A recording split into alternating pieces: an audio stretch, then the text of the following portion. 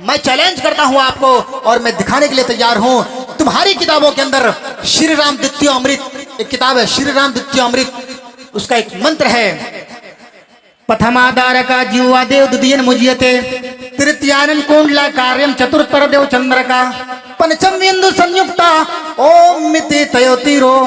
आए मेरे भक्तों, वजू कर लो, मस्जिद के अंदर मस्जिद की तरफ आ जाओ, या ऐसे ऊंचे जगह पर बैठ जाओ, मृगाचरम हिरण के खाल को दबाकर दे करके, हिरण के खाल को पा करके एक ऊंचे जगह पर चले जाओ, वहां पर जा करके अल्लाह रब्बुल आलमीन की इबादत करो। प्रथमाधार का जुआ देव द्वितीयन मुझियते, पहली चीज ये है कि अल्लाह रब्बुल आलमीन के सामने खड़े हो जाओ, नॉन स्टॉप खड़े हो जाओ, ऐसा लगे कि तुम फौजी बॉर्डर पर खड़े हो, इस तरीके से खड़े हो जाओ, सीना तान कर नहीं बल्कि सीने को झुका करके।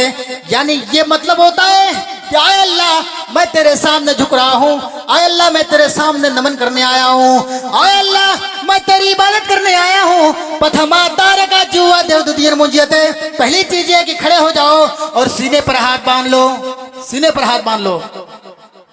दूसरी चीज तृतीयानन कुंडला कार्यम चतुर्थ देव चंद्र का, दूसरी चीज ये है कि आप रुकू करिए, फिर सजदा करिए, फिर जलसे में बैठिए और फिर सलाम फिरिए।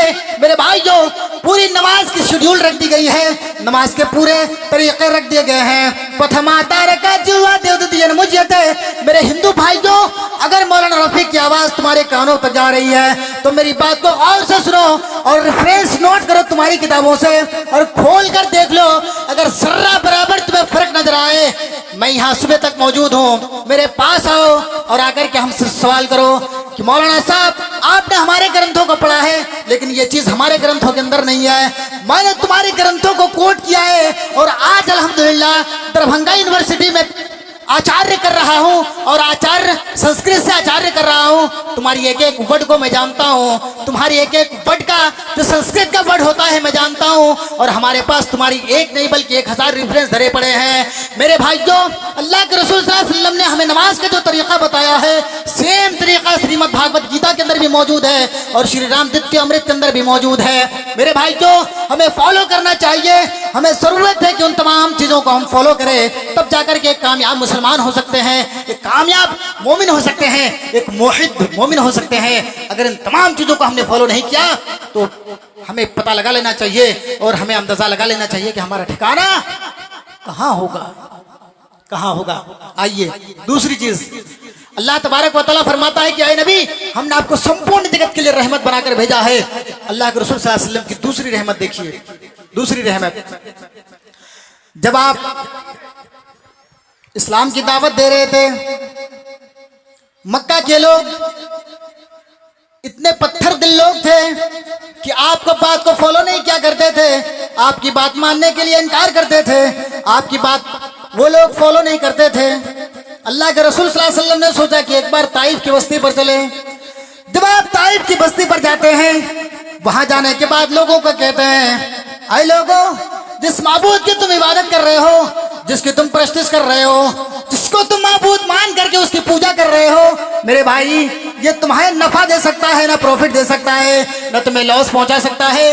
अरे ये तो खुद मोहताज है, ये अपने बदन से मक्खी भी भगा नहीं सकता है, इसके सामने मिठाई रखी हुई है, चूहा खा जाता है, बिल्ली लेकर भाग जाता है, चूंटियां खा जाती हैं, ये खुद अपनी मिठाई को बचा नहीं सक रहा है, जो चूहे खा जाते हैं तो चूंटी लेकर के भाग जाती है। मेरे भाइयों, वो लोग सिद्धा करके कि हमारी माबूदों की इंसल्टी कर रहे हैं और बाश और बदमाश बच्चे को अल्लाह के रसूल सल्लल्लाहु अलैहि वसल्लम के पीछे लगा दिया और कहा कि मेरे बेटे और मेरे बच्चे, इन मजनू को मारो, मार करके हमारे कबीले से निकाल दो, हमारे गांव से निकाल दो, हमारे कबीले से बाहर कर दो। वो छोटे छोटे बच्चे जो आवाज थे, बदमाश थे, बच्चे बच्चे अल्लाह के रसूल सल्लल्लाहु अलैहि वसल्लम को पत्थर मार मार करके लहूलुहान कर देता है, आपकी पेशानी फट जाती है, जूतों में खून जम जाता है, आप बेहोश पड़े रहते हैं। एक चौराहे पर आपने बेहोश पड़ा, आपके साथ मेसरा गुलाम था। अल्लाह के रसूल सल्लल्लाहु अलैहि वसल्लम से कहा कि अल्लाह के रसूल, ये पथरीली जमीन पर रहने वाली कौम है, आपकी बात कैसे एक्सेप्ट कर ले। अय अल्लाह के रसूल चलिए, ये लोग आपकी बात मानने के लिए तैयार नहीं है। पहाड़ के जानिब से फरिश्ते आते और कहते हैं, आय अल्लाह के रसूल, आप एक बार मुझे इजाजत दें, तो मैं दोनों पहाड़ियों को एक जगह ला करके इन ताई फलों को पीस दूं। वो छोटे छोटे परिंदे आते और कहते हैं, अय अल्लाह के रसूल, अगर आप एक बार इजाजत दे तो मैं अपने छोटे छोटे चोंचों से छोटी छोटी कंकरियां ला करके इन ताई फलों को हरा कर बर्बाद कर दूं।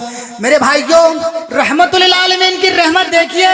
अल्लाह के रसूल सल्लल्लाहु अलैहि वसल्लम ने फरमाया, मेरे भाई तुम्हारी मदद की हमें कोई जरूरत नहीं है, आज ये नहीं तो कल की होने वाले नस्ल ईमान ले आएंगे।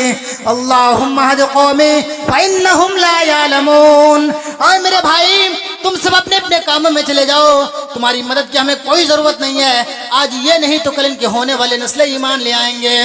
मेरे भाइयों, वो टेररिज्म से जोड़ने वालों, मेरे गैर मुस्लिम भाइयों, तुम्हारे कानों में अगर मेरी आवाज जा रही है तो सुन लो। अल्लाह के रसूल सल्लल्लाहु अलैहि वसल्लम रहमतुल आलमीन बनाकर आए भेजे गए थे। मेरे नबी रहमतुल आलमीन बनकर के आए थे। मेरे रसूल की रहमत को यह गवारा नहीं हुआ कि आप किसी मासूम बच्चों को मारते या किसी ताई फलों को मार करके खत्म कर देते, ताई फलों को पीस करके बर्बाद कर देते। आपकी रहमत को यह गवारा नहीं हुआ तो तुम कैसे मेरे नबी को टेररिज्म से, आतंकवाद से और तमाम चीजों से जोड़ रहे हो? आतंकवाद तो तुम हो, टेररिज्म तो तुम हो, तुम तो दहशतगर्द फैलाते हो। वरना तुम्हारी एक एक हिस्ट्री अगर मैं बताता चलूं तो मेरे भाइयों सुबह हो जाएगी, तुम्हारी हिस्ट्री खत्म नहीं होगी, खत्म नहीं होगी। आज से कुछ दिन पहले आपने देखा होगा